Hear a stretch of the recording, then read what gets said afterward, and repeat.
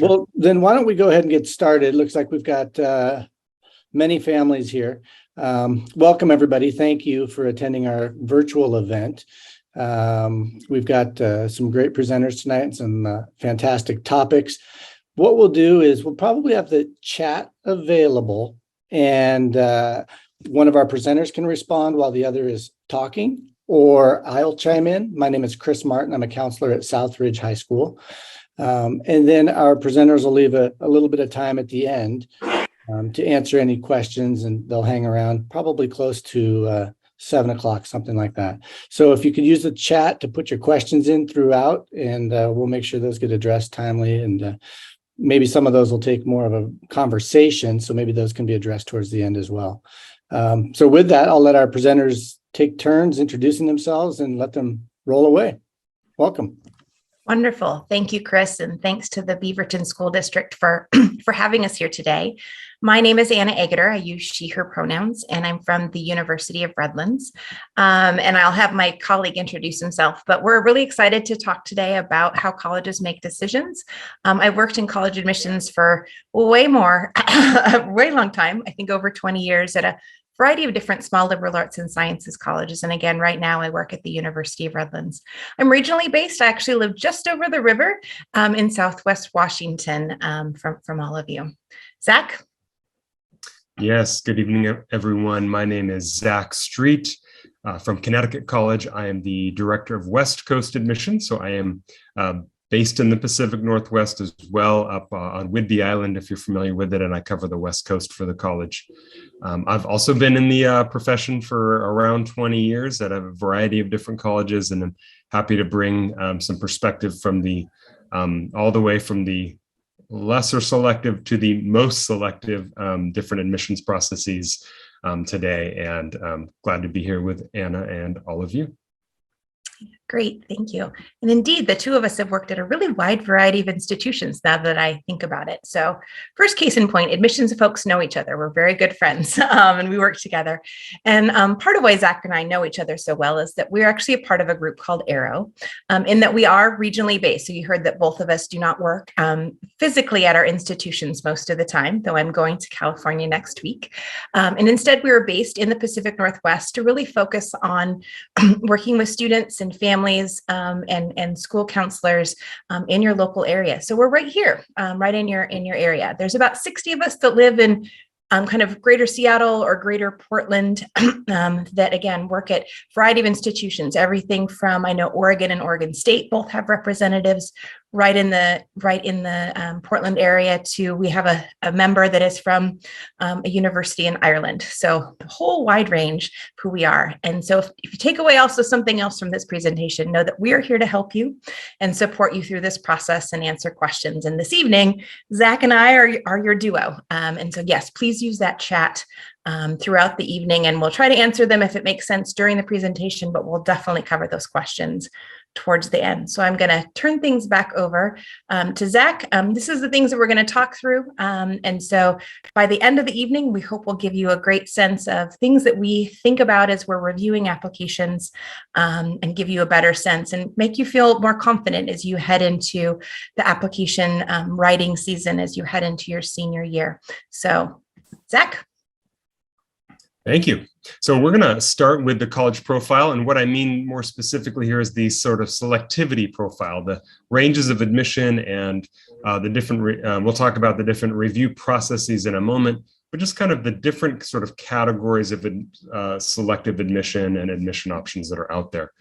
So the first you can see there is open enrollment. This is a great option and a comforting option from the standpoint that you should know that if you graduate high school or earn a GED, the equivalent, then there are not only two-year colleges, but there are some four-year colleges that have an open enrollment policy. So you can apply, show that you've completed those high school equivalency or graduation requirements, and then you'll be admitted. So from what I've been able to research, there are less than 100, but still there's dozens of these open enrollment colleges out there, and they tend to have obviously a simplified admissions process, as they're happy to have you as long as you have completed those graduation requirements. The most common category for colleges is sort of a general selective process. So we'll talk about the higher end of that in a moment.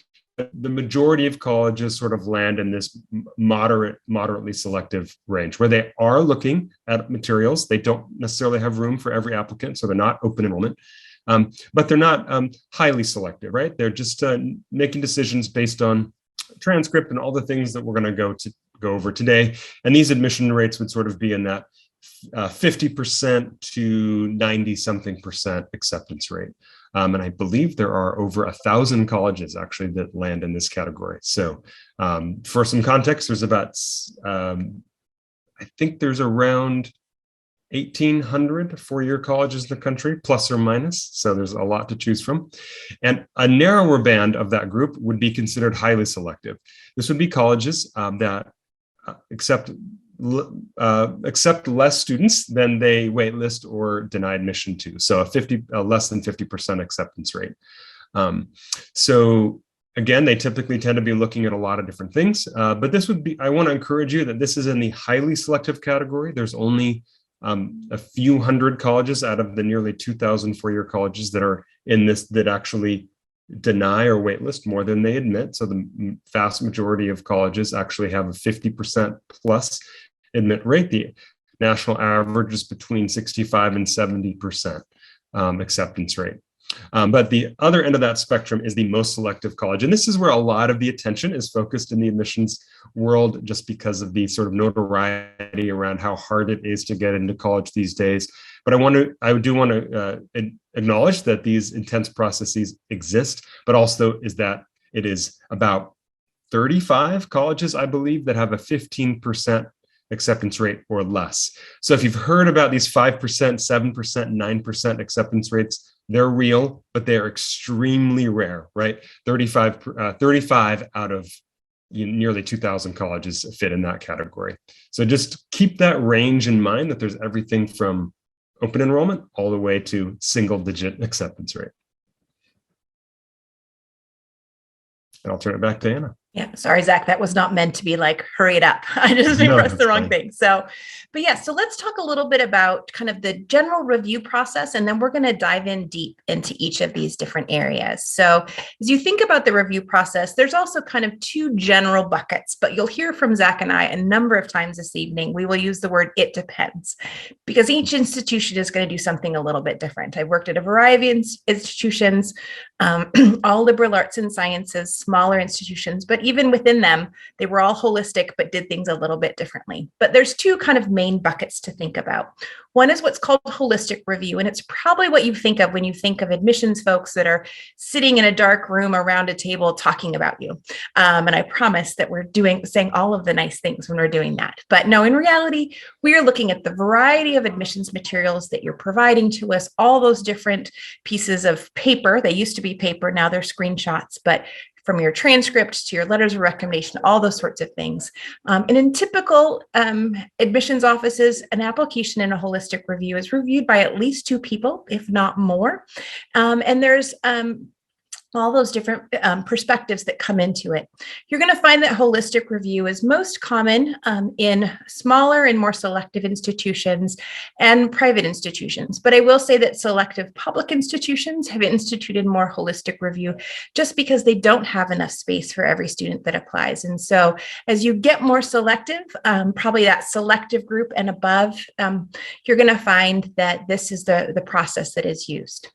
There is also then more of a formulaic process, and I don't like that word, but I've yet to come up with a better one, in which they're taking a bit more of a quantitative approach. If you have a particular GPA, or if you're providing test scores, and maybe it's kind of like a rubric, and it's like, if you've met these requirements, there's an automatic admission. There may be indeed a formula behind that.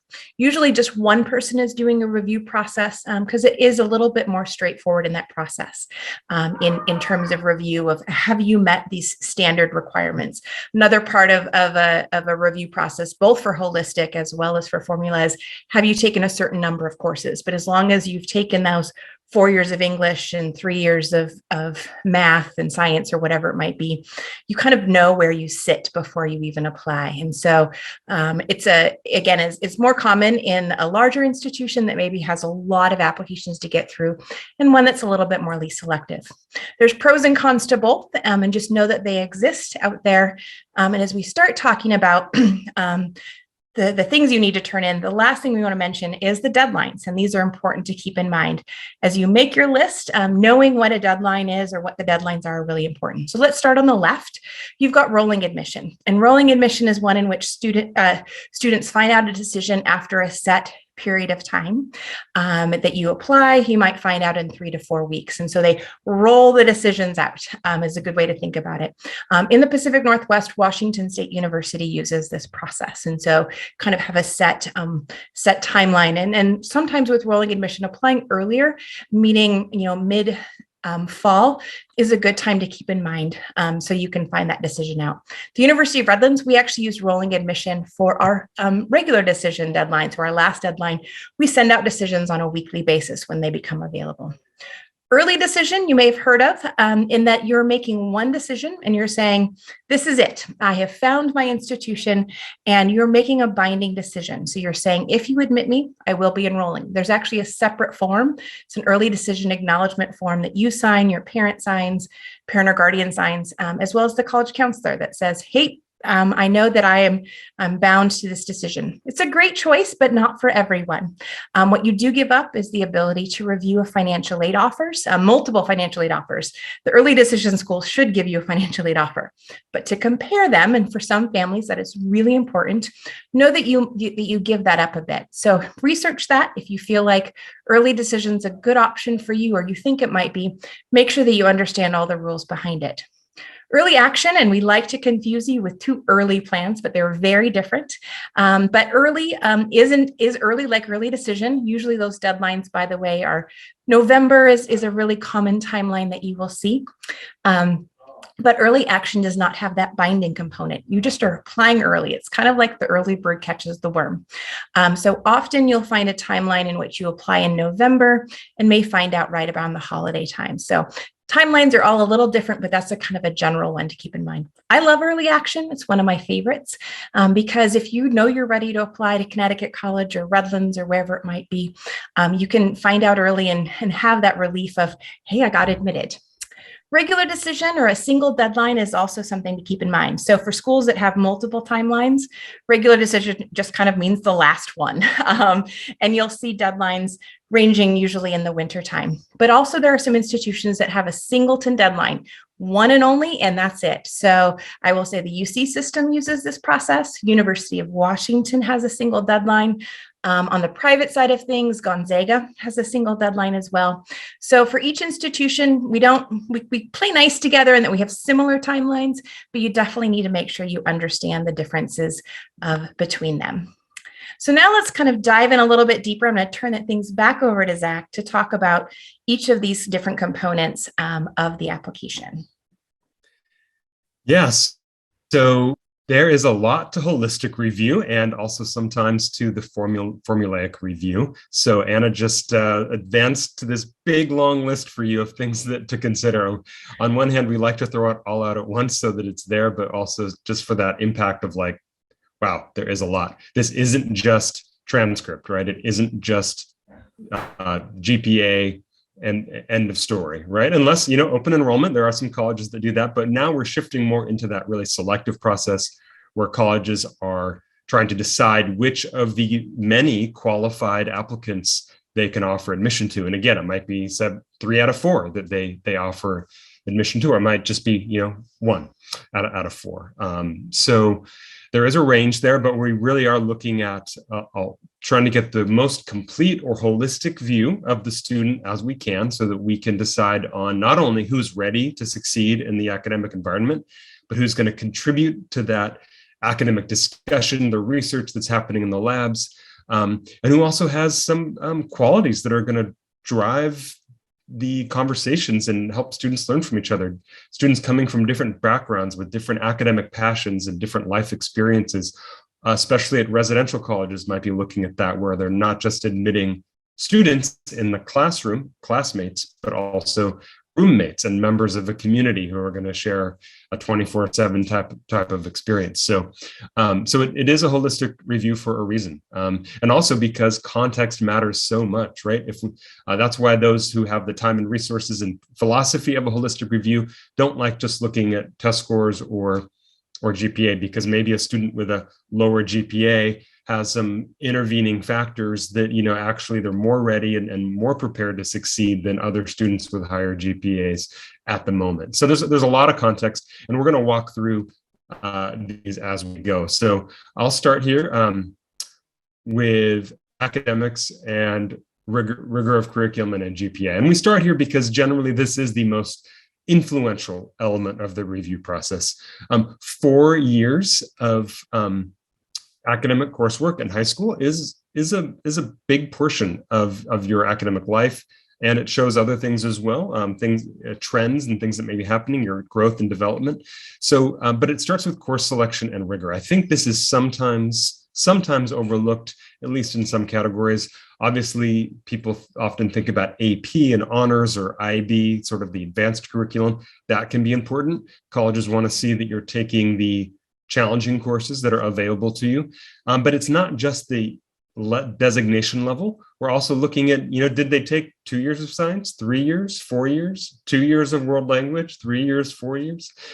Did the elective choices sort of indicate interest and preparation in a certain way? And then grade trends as well, and I'll highlight this. If one secret to getting into colleges is if there's a trend, have an upward trend. Stronger grades in junior and senior year is a lot better than stronger grades in freshman and sophomore year. If we're seeing students struggle in the second half of high school, that can be something that causes questions or concern, and we'll definitely want some context for. So even if you're turning it around in that fall semester of senior year, that can be a big help.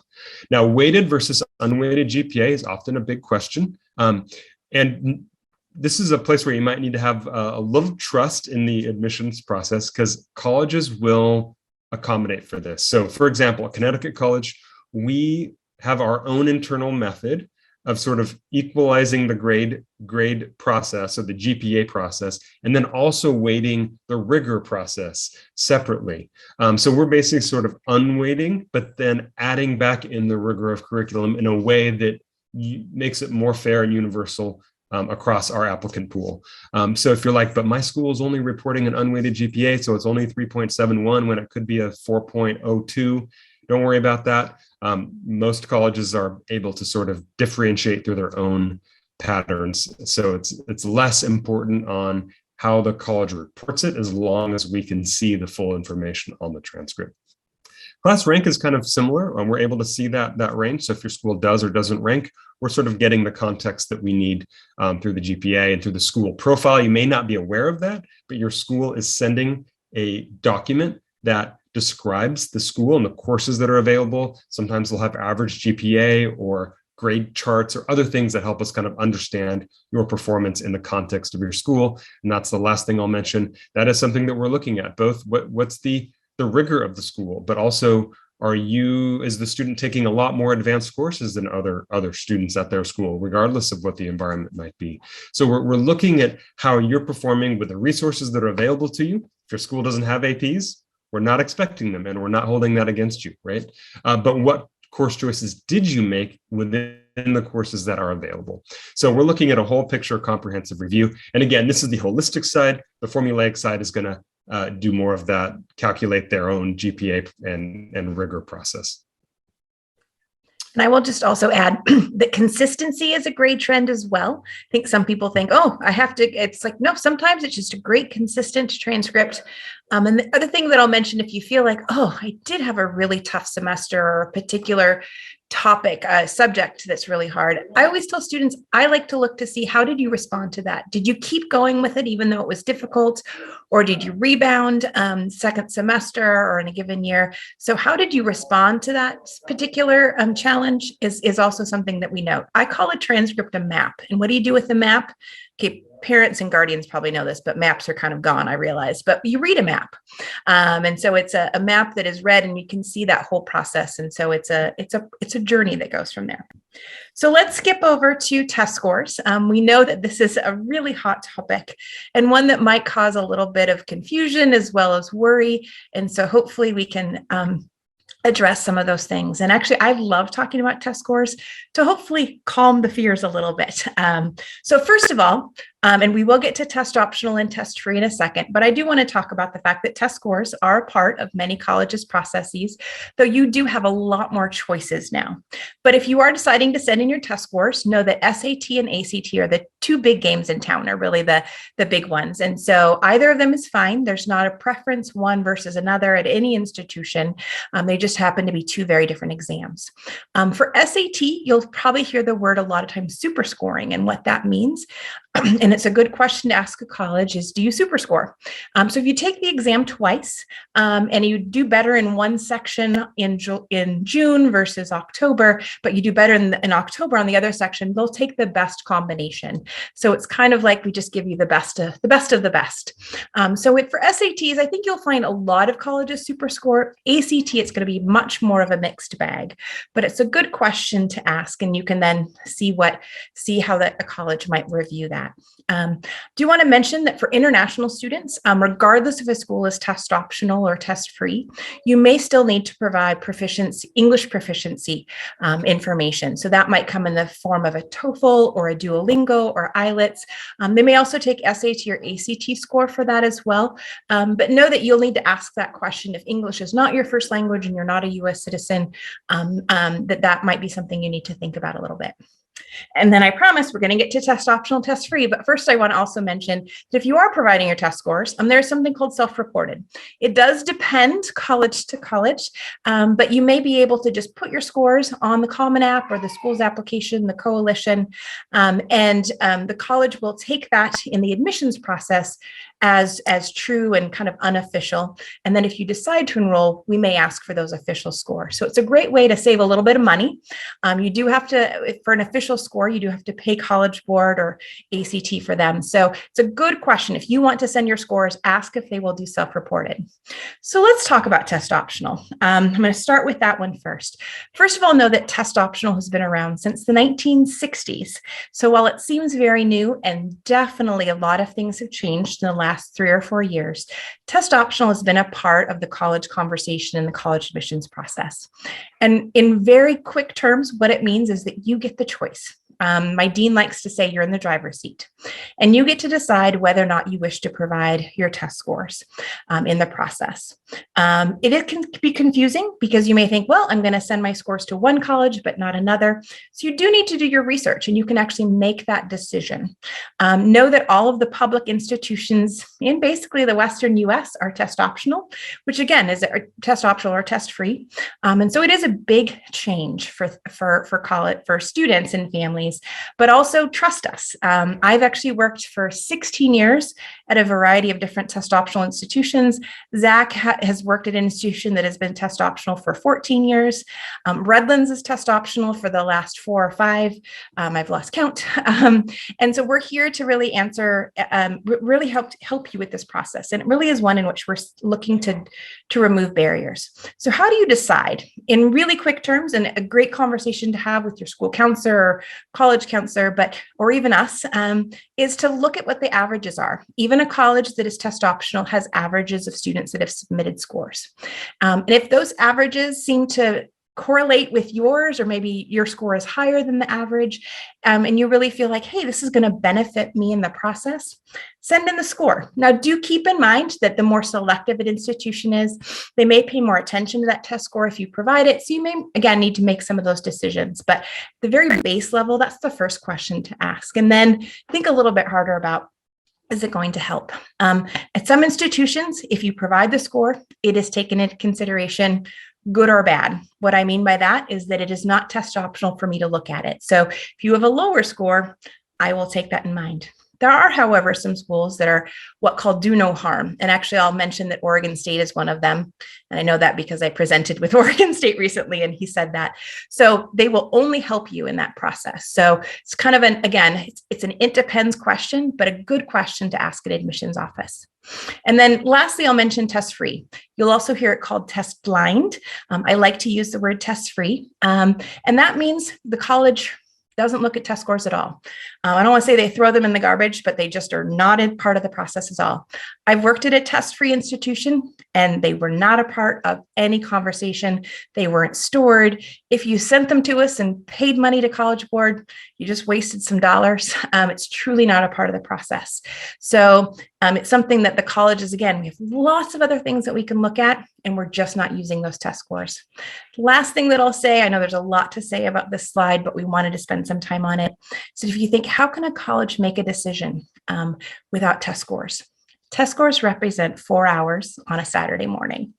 Your entire application represents the other 3 years, 11 months, 30 days, and 20 hours. Literally, we are just missing 4 hours of your 4-year high school experience. And there's a lot of things that we can learn in these other areas. Zach, anything to add before we move on? Yeah, just quickly, I want to underscore that. And I just from a data standpoint, for a while now, the analysis of test scores shows that it has added a very thin margin of predictability of student success when added to the transcript. So there's not a lot of evidence that across the US that this is a super helpful thing.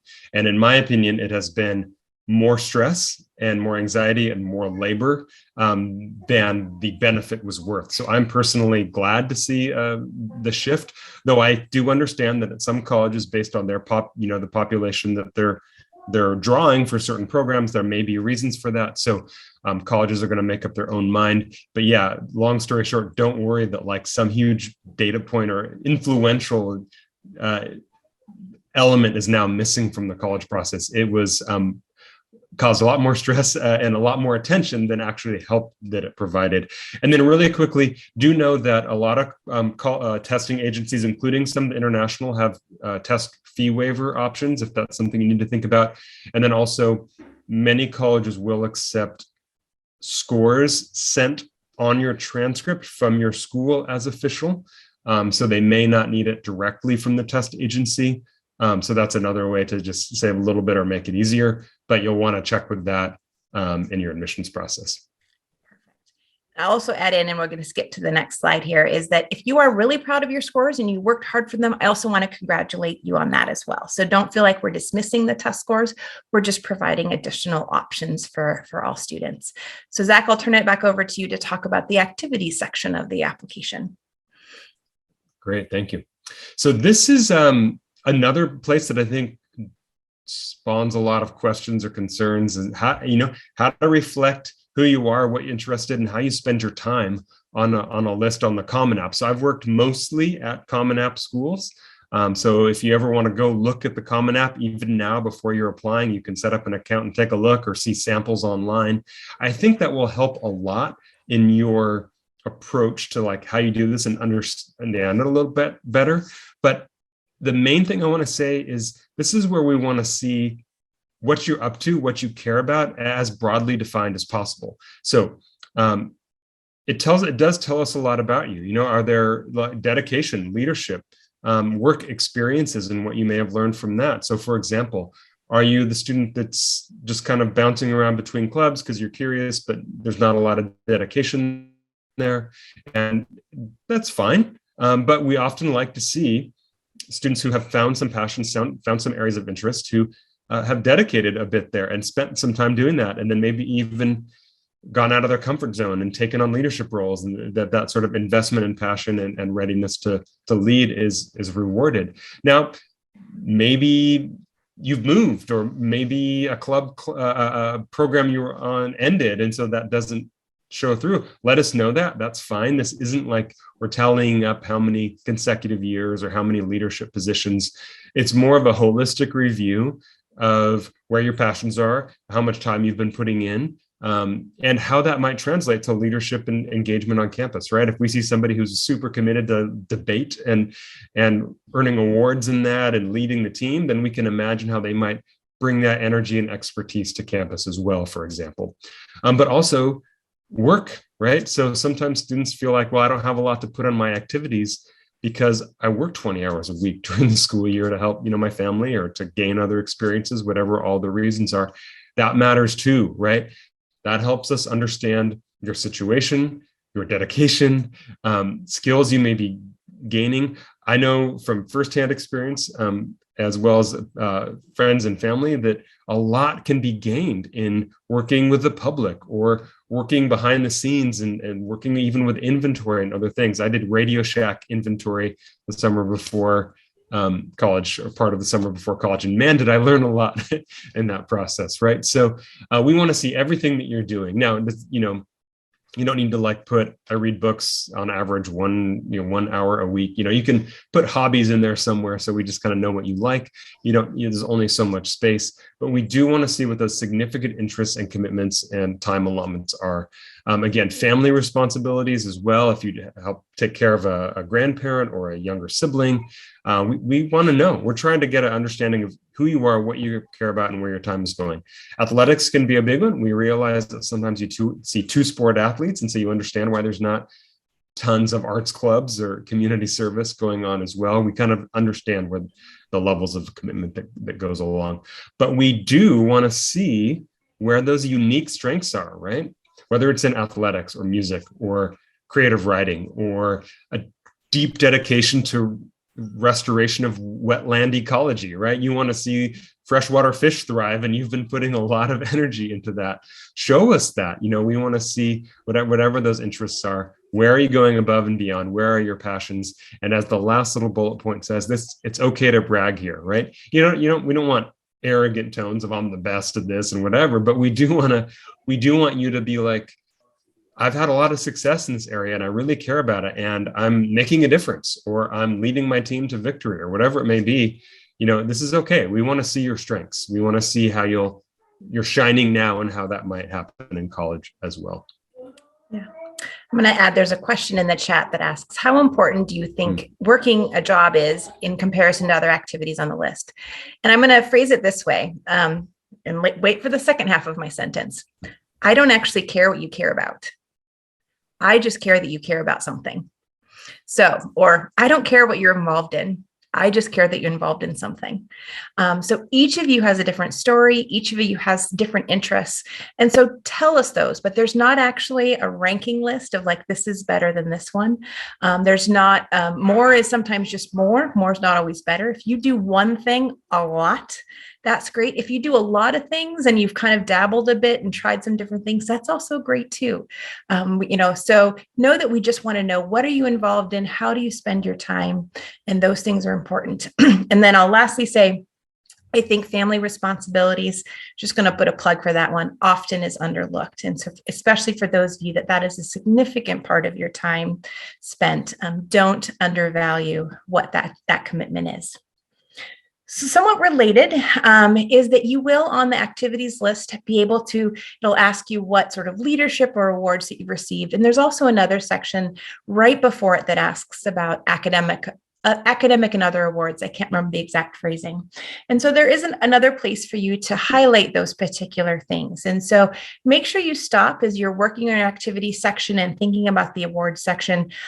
Just start back in 9th grade and kind of brainstorm all those different things, because we want to know those different elements. And sometimes it's just, just knowing a little bit more. Do you have to have an award? No, there's actually not. There's no longer an award for every single day of the week. I think that used to happen for a while. We gave out a lot of awards, but if you've got something that's pretty significant, that's a key element. If you've received something from a community or a faith-based organization, make sure that you know what those that you highlight those things, because again, they're all going to just add and paint a wonderful picture of who you are.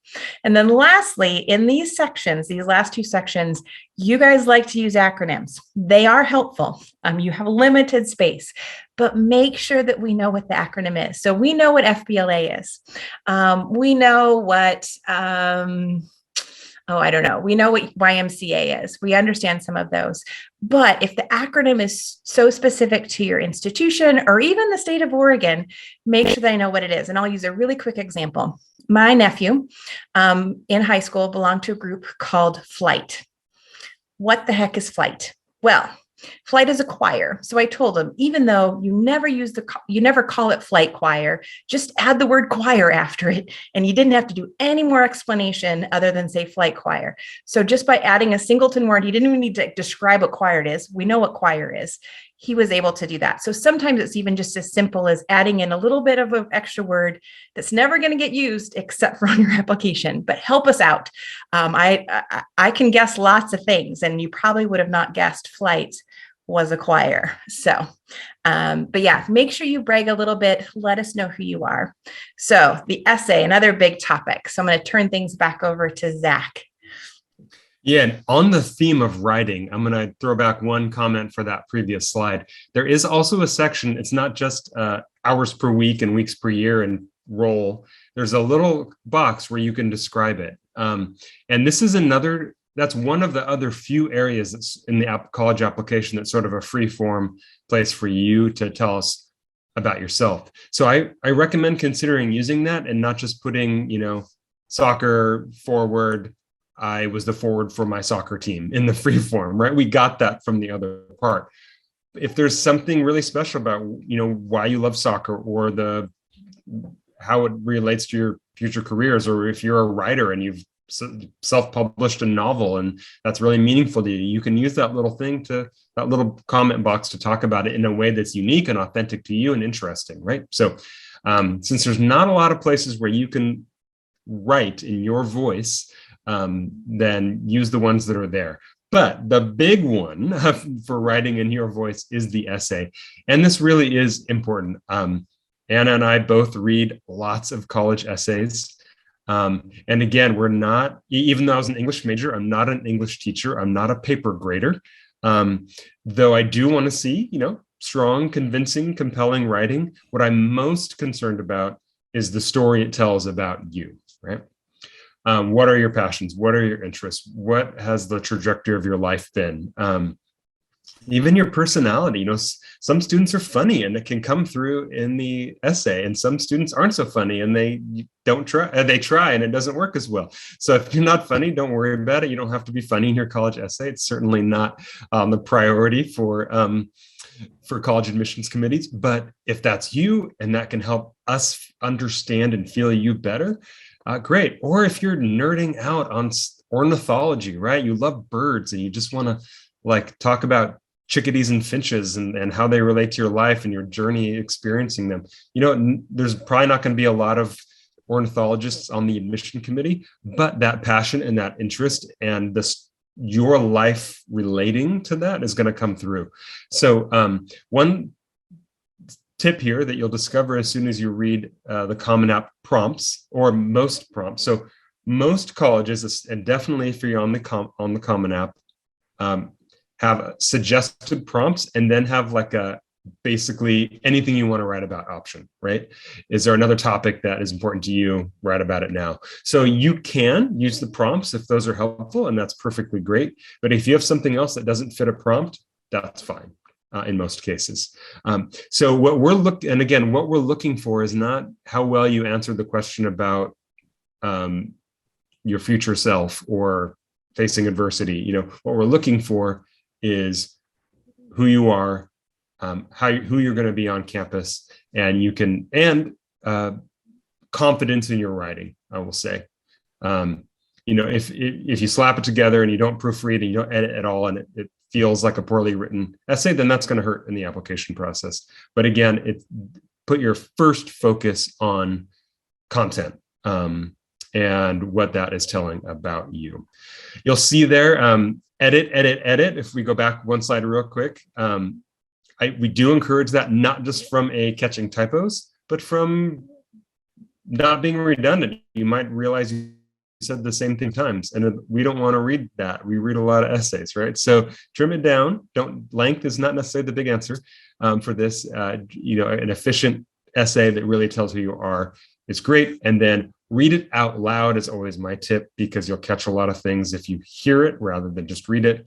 And if you can, have some get feedback from others, because they can be your little pre-admissions committee to give you that feedback, because we're all humans. And so a family member is going to read things in similar ways that a college rep will, believe it or not. So. Awesome. Thank you. And I want to be mindful of time so that we can give people a chance for questions too. So think of your questions. If you want to put them in the chat, please do so.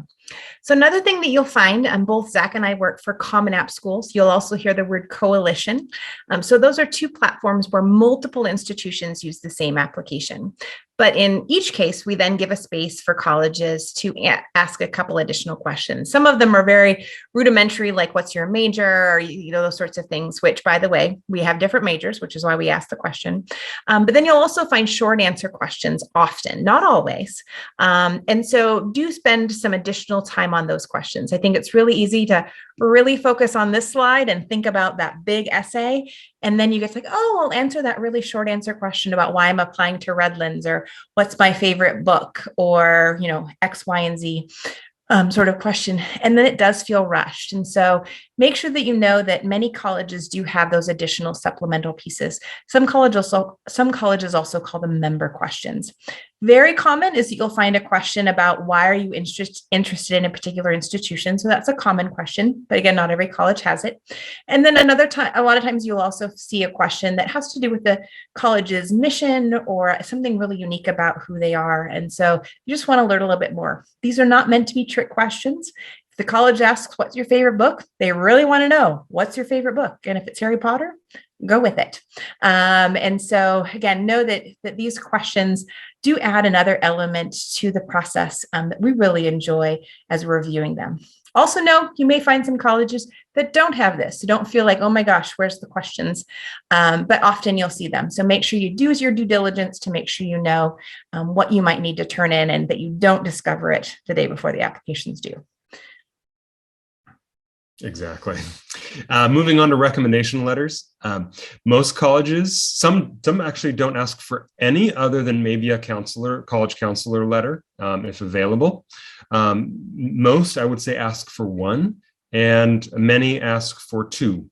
Usually you don't see, actually, let me clarify, one counselor letter and one teacher letter, or two teacher letters. But you very rarely will see anything beyond that. It's usually that counselor letter and then one or two.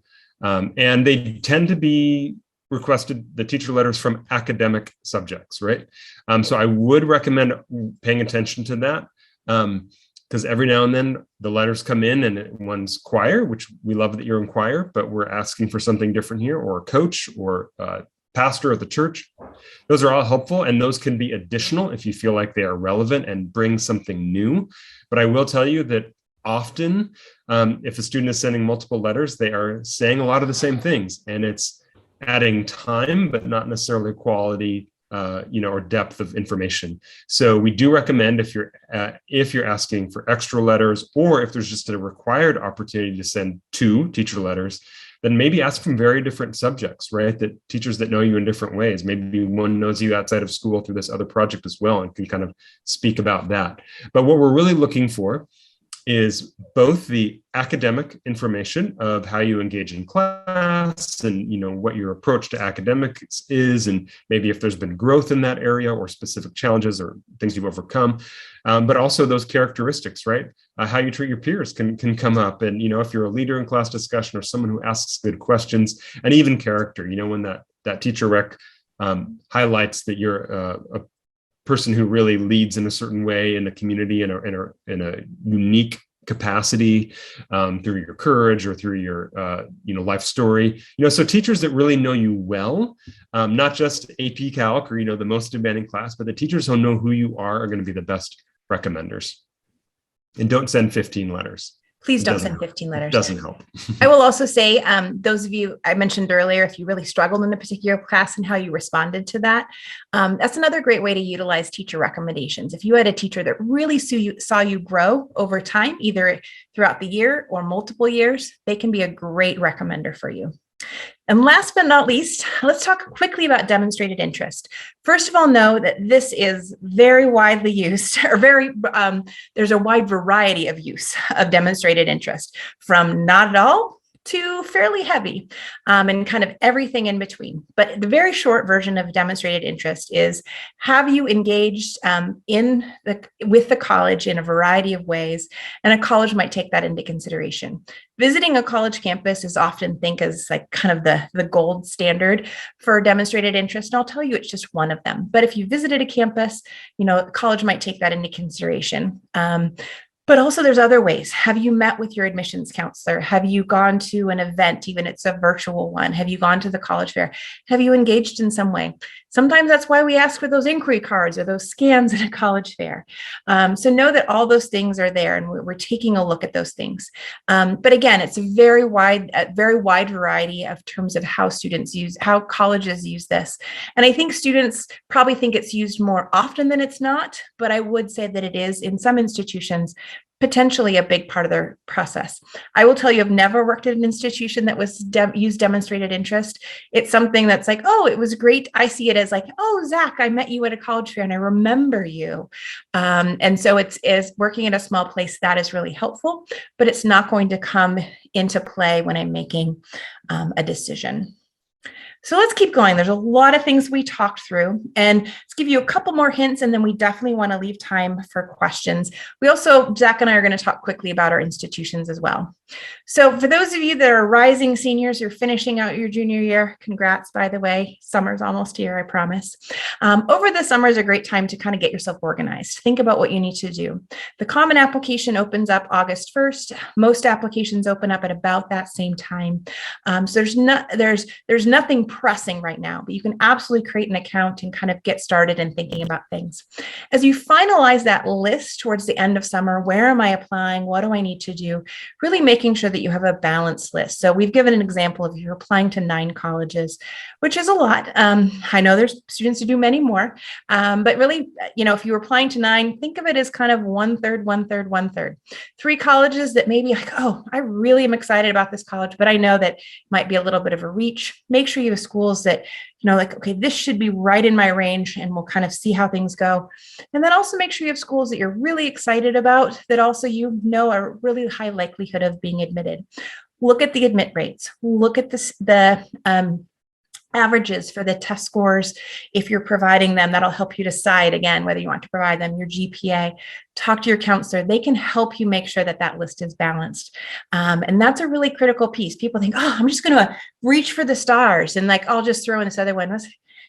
Keep those things in mind. You want to really have that balanced list and organize yourself, however that is. If it's a spreadsheet, awesome. Make sure you know the deadlines, what documents need to turn in. Is there anything special you need to do? I can think of one institution that has a different deadline for scholarships. I don't want to name them in case they changed it, but so make sure you know all those unique things. Spreadsheets are great, but if it has to be sticky notes, use sticky notes, but come up with some sort of system, because there are lots of different things. We use the word "it depends" a lot. If you can try to put it all in one place, it's really going to help you out. So last but not least, Zach has one more final couple of tips, and then we're going to make sure we get to some questions too. So, yeah, just really quick sort of big picture strategies you can take in your admissions process. The first is to reach out to the admissions counselors at the schools you're applying to, especially if they're smaller schools, but this can even be helpful at larger schools, where they're the ones reading your application most of the time, and they'll remember you and they'll get to know you through an email exchange and your interests. And so whether the college is factoring that interest into the admissions process or not, it personalizes it, and it's easier for me to get excited about and advocate for a student that I have started to form a relationship with, and in a admission standpoint, and really know them a little bit better. So making that connection can help. Second, be detailed, thoughtful, and thorough in your application. You are trying to present who you are on paper in a limited scope as efficiently and in the most compelling way possible, the most honest way. We should put that in there as well, but I think we don't have too many issues with that. We want to, understand who you are and realize that, especially if you're doing like a Common App and sending it to all your schools, this document is going to all these places that you're interested in. So really take your time with it. Don't stress about it. Don't go overkill there, but like just take that approach of like, this is important. I'm going to set aside some time. I'm going to do it well. And then finally, and this kind of goes to the honesty thing, be authentic. The most important thing, the biggest advantage you can give yourself in the admissions process is to have who you are and your true strengths and interests and passions shine through, right? So whether you, like Anna said about the books, if we get that passion from you loving that particular book or book series, even if it's not a Pulitzer Prize winner, that's going to help us understand who you are, and that's going to be a positive. And if you're, in an interview, that can come through as well. This isn't passing a test or making it through. This is showing who you are and getting a college excited about you, just like you're excited about them. And then I think we're each going to do like 1 minute on our colleges, and then we'll have a few minutes for questions as well. Put your questions in the chat. Yeah. Feel free to put those in there. Oh, and actually on that note, be authentic and standing out. There's a question about Instagram or YouTube and TikTok. If the student is creating content, if you're creating content and you want to link to it, you can put that in the activities list, little free form, or in the supplemental information. Colleges don't always have time to go hunt those things down, but I will tell you, I have looked up Instagrams and YouTubes and checked out things just to kind of get that better, when provided by the student, to get a better sense of who you are, what your skills are, what your passions are. So yeah, there's usually spaces to sneak those in. Just don't assume that every college will take that time. But at Connecticut College, we definitely have a holistic review process. And part of that is we are a small residential national liberal arts college in New London, Connecticut, halfway between Boston and New York City. So that bridge you see on the screen is literally halfway between. It's 2 hours to Boston, one direction, 2 hours to New York City, the other direction. 1,800 students, pretty much all of whom who live on campus. So again, part of our admission process is we're trying to understand not just who you are as a student, but as a member of the community. As a liberal arts and sciences college, we have tons of majors, and most students double major or minor, so that you can study a lot of different things in small classes and getting to know your faculty in a beautiful 750-acre Arboretum campus, which is not only a nice place to walk around, but a beautiful place to study and do research as well. On the admission and financial aid note, that I need to update my slide. I think it's been 14 years now for test optional, Common App, no application fee, and we meet 100% of demonstrated financial needs. So I just wanted to remind folks that there are colleges out there. You see that cost of college, but it's the cost to you that matters. And that's going to vary on the college you apply to and the financial need you have, as well as merit scholarships. One final tip, colleges will often use scores for merit as well sometimes. So if you're submitting a score, that could help you, even if you feel like it's not going to help your admissions a whole lot or something. If it's a strong score, it might influence merit, but that always depends on the college itself. We just use whatever academic information is provided. The website is there, as is my Instagram. I'm West Coast Camel if you want to follow me there. So thanks for joining us. I'll turn it over to Anna. Fun fact, Zach is the camel at Connecticut College, and Redlands has a live mascot. It's a bulldog, and he has a very good Instagram following. His name is George, and he's a little puppy.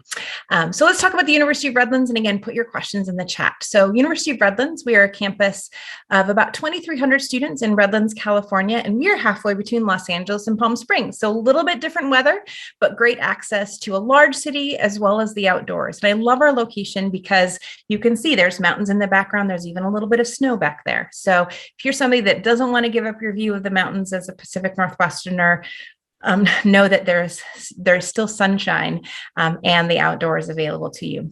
We're a 4-year residential campus. Again, like Zach, community is really important. And a couple of unique things. One is that we have a requirement to graduate with service. We are not a religiously affiliated university. However, we feel service being an engaged and involved and informed citizen is a really key element to society. And so that's an important part of who we are. That makes, I think, for a really caring community, and one, again, that is really socially aware and conscious and connected. And I really appreciate that. Secondly, is we're known for having a very flexible curriculum. And so if you're somebody that has two very different interests, know that at many colleges, you can do very different things, but definitely at Redlands, we're a place that encourages students to think about how things interconnect together. And then, as I said earlier, we are a test optional institution. We have the privilege of admitting about 70% of the students that apply to the university, and we work really hard to also make it affordable. We actually have a 4-year graduation guarantee, and we also have a tuition promise and something actually specific for Oregon students. So with that, thank you for listening to us. Thank you for listening a little bit about our universities and all the different elements. We know there's lots of questions that pop up about the process, and we want to make sure that we answer them. There is one question already in the chat that asks about, should you reach out to admissions counselor or department representative to hear more about a particular program? I would say start with admissions. Faculty are lovely. Faculty are awesome. They're also really quite busy and often are really focused on current students, as they should be. You want them to be engaged with you when you're a current student there. Reach out to us. We also know how we can connect you. We also may be able to say, hey, we're doing a whole series of webinars on each of the different divisions, or you can go watch this video on a particular department, or you know what, this website's a great tool. The websites, admittedly, you might, one more website, but colleges spend a lot of time and energy, especially on the department side, to really give you some of those inside tips. And so it's a great place to go. Start with us. We're happy to kind of point you in the right direction. I will say, however, reaching out and saying, hey, Zach, how's your biology department? Really open-ended question. And I might encourage you to think a little bit further about, do you have a specific question about biology or something really in particular that you want to know about that you're having a hard time finding? But how's your biology department? I'm happy to answer it, but I don't quite know where to go. So give us a little bit so we can kind of help guide you in the right way. What other questions, or Chris, do you know of another question that often gets asked? Well, I would only add that about the last question, that all of our high schools, we provide college rep visits where maybe it's virtual if it's a East Coast school, or we might have in-person ones beginning next year. But there's college admissions reps from all over the place that touch our school, our district, that you can get similar information about particular colleges at one of these events. And we try to advertise those early in September to give you a little planning tool. We can usually map out the next 3 or so months during rep season where you can be inundated as much as you want with college information, similar to what you're gaining tonight. Yeah, Zach and I spend a lot of time at Hampton Inns and Marriott's and whatever it might be throughout the fall. I will also say that hopefully there will be a college fair in the fall in the Portland area. They're still trying to work on a date and a venue, but there's usually a large college fair in the greater Portland area as well. It's a great event to go to. And usually there's a weekend or an evening time frame that also works really well for families. Yes, and I did see, I think, another question that we didn't respond to right before about how to find the contact information for admission reps. Most college sites will have area designated admission representatives, like I cover the West Coast, Anna has regions as well. And if you go to the admissions page, sometimes you have to click on like for first year students or undergraduate admissions to get to the right spot, but there might be something that says find your counselor or contact admission. And they often have a little thing where you can put in your zip code or look at a map and click on it, and then the face and the email and the other contact of the counselor will show up. Or it might just be a page that has them listed, and you can scroll down and look, oh, okay, Portland area, Oregon, or Beaverton, or wherever it may be, they'll have it listed there. Now, I do see how likely will they be to respond. That's going to vary. I think generally we're pretty responsive, but the question mentions, sometimes big schools might have tons of questions. They also often have a good number of reps who are focused on answering those questions. So it might vary the timeline, but generally, I think you'll find that we're responsive. And on that theme, I'm just going to put a little thing in the chat myself that has my email, which is on the screen, but also my Instagram, and also a link if you want to get more information about Connecticut College. Anna's welcome to do the same, of course. But you can contact folks on the web or find contact information for regional or by region, usually on the web, or just email admission@universityofx.com and ask who they are, and they can probably get back to you. But sometimes those email accounts get overloaded and it can take days, or I've heard of weeks to reply at some schools. Yeah, I will say I would love to say that all colleges are easy to find their addresses on things, but there are some that make it a bit more difficult. And sometimes it is because of volume. So don't, though, discount the general session or the general admissions email address, or there might be an Ask a Student. That's another great one. Ask a Student at xcollege.com. Sometimes they institute a great group of student ambassadors that are great at answering questions and perhaps answer them even better than someone like Zach or myself. So admittedly, sometimes it's hard, but we're here to admit students, even those larger institutions, and they're here to help. So Great. Thank you guys so much. And Zach, thank you very much for your time. I certainly appreciate it. Another good resource is just the high school counselor. A lot of times I might have a side connection with somebody at a school that we can maybe backdoor a more general admissions email. absolutely. Awesome. Yeah. Thank you. Well, we're at 7 o'clock here, gang. And so we're ready to roll on with financial aid.